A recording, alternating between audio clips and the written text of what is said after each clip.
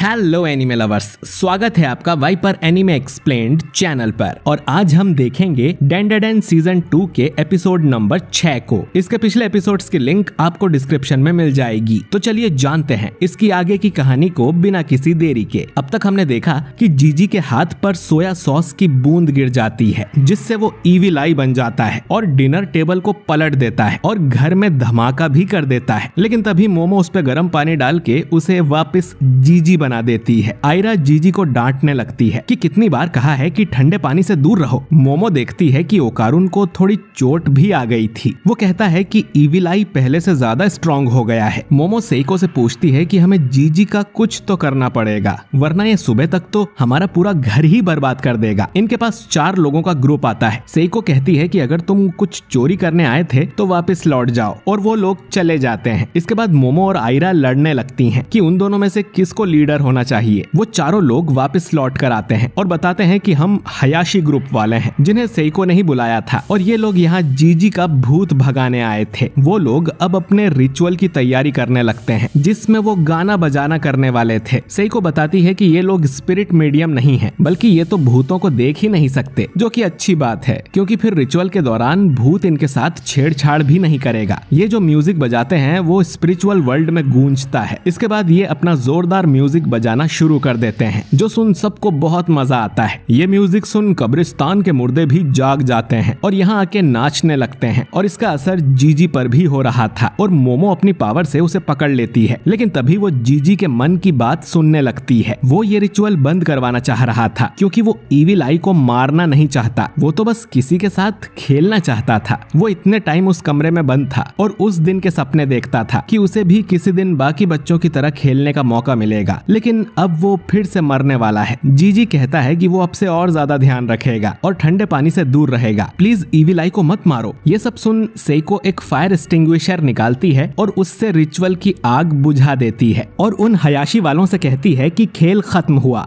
Evil आई भी अब से उनकी फैमिली का हिस्सा है, और वो हयाशी ग्रुप को वापस जाने को बोलती है। मोमो पूछती है कि उसने ऐसा क्यों किया, तो सेइको बोलती है कि जीजी यही चाहता था। आयरा अब गुस्सा हो जाती है कि क्या अब हमें जिंदगी भर उसका ख्याल रखना पड़ेगा, उसके पास इतना फालतू टाइम नहीं है। ओकारुन कहता है कि मैं और भी ज्यादा स्ट्रॉन्ग बनूंगा, ताकि जब भी ईविल आई बाहर आए तो मैं उसे मार के वापस भेज सकूं। आयरा बोलती है कि ऐसे तो तुम्हारी लाइफ हमेशा खतरे में रहेगी, वो कभी शांति से नहीं सो पाएगा। ओकारुन कहता है कि मुझे फर्क नहीं पड़ता, वो मेरा दोस्त है। ये सुन अब मोमो भी कहती है कि फिर मैं भी स्ट्रॉन्ग बनूंगी और हम दोनों मिलके ईविल आई से लड़ेंगे, जिस पे आयरा और मोमो फिर से लड़ने लगते हैं। आयरा कहती है कि वो भी उससे कम नहीं है। वहीं जीजी ओकारुन को गले लगाने उसके पास आने लगता है। तभी सेइको नोटिस करती है कि बारिश शुरू हो गई थी। वो कुछ बोले उससे पहले ही ईविल आई बाहर आ जाता है और ओकारुन को एक मुक्का मार के दूर फेंक देता है। ये लोग किसी तरह जीजी को होश में लाते हैं और हयाशी वाले अपना सामान समेट के यहाँ से निकल जाते हैं। इनका आधा घर टूट गया था। सेइको मोमो से कुछ कार्डबोर्ड लाने को कहती है, जिन्हें ये खिड़कियों पर चिपका देते हैं। इसके बाद सेइको जीजी की ट्रेनिंग करवाने लगती है, ताकि वो अपनी स्पिरिचुअल एनर्जी को कंट्रोल करना सीख जाए। ऐसा करने पर वो ईविल आई को भी कंट्रोल कर सकेगा। इसके लिए जीजी वही पोज बनाता है जिसके लिए वो मोमो का मजाक उड़ाया करता था। अब रात को जीजी बाथरूम करने उठता है और ओकारुन भी उसके पीछे पीछे जाता है कि कहीं ईविल आई बाहर ना आ जाए। वो उसके हाथ भी गर्म पानी से धुलवाता है। उनके कार्डबोर्ड की दीवार फट गई थी, तो ओकारुन उसे वापस चिपका देता है। जीजी ओकारुन से माफी मांगती है, क्योंकि उसकी वजह से सबको इतनी तकलीफ हो रही है। ओकारुन कहता है कि उसकी कोई जरूरत नहीं है। जब उसे कर्स लगा था तब उसने भी सेइको और मोमो को बहुत परेशान किया था, लेकिन उन्होंने उसका अच्छा ख्याल रखा। वो यहाँ रहने और कपड़ों के लिए बाद में पैसे देने भी आया था, पर सेइको ने पैसे लेने से मना कर दिया और बोला कि तुम कर्ज चुकाना ही चाहते हो तो किसी और की मदद कर देना जो मुसीबत में हो। हमें एक दूसरे का ख्याल रखना चाहिए। और सेइको की ये बात ओकारुन को बहुत अच्छी लगी थी, और वो भी सेइको की तरह बनना चाहता है, इसीलिए वो जीजी की मदद कर रहा है। खैर, अगली सुबह आयरा उठकर अपना फेस वॉश करती है और मेकअप भी, जिसके बाद ये लोग नाश्ता करने बैठ जाते हैं। सेइको फिर से जीजी को याद दिलाती है कि उसे सीधी पीठ करके बैठना होगा, जिससे वो अपनी एनर्जी कंट्रोल कर सके। इसके बाद ये तीनों स्कूल के लिए निकल पड़ते हैं और आयरा ओकारुन को बताने लगती है कि मोमो नींद में लात मारती है और दोनों ऐसे ही झगड़ती रहती हैं। स्कूल में मोमो मीको और मूको से कहती है कि वो अब एक पार्ट टाइम जॉब करेगी ताकि अपने घर की मरम्मत करवा सके। वो रात भर ठंड में मरी है। मूको बताती है कि रिरीना कह तो रही थी कि उसके पास एक पार्ट टाइम जॉब है, उसे अपने रेस्टोरेंट के लिए एक वेटर चाहिए, और मोमो ये जॉब करने को तुरंत हाँ कर देती है। स्कूल खत्म होते ही मीको और मूको ओकारुन के पास आती है और कहती है कि मोमो तो जॉब करने गई है, तो तुम हमारे साथ कॉफी पर चलो। वो जबरन उसे घसीट कर अपने साथ ले जाने लगती है कि उन्हें तो बस उसके साथ कॉफी पीनी है। ओकारुन कहता है कि उसे तो डेट बोलते हैं। मूको बोलती है कि मोमो अगर जीजी के साथ कॉफी पिएगी तो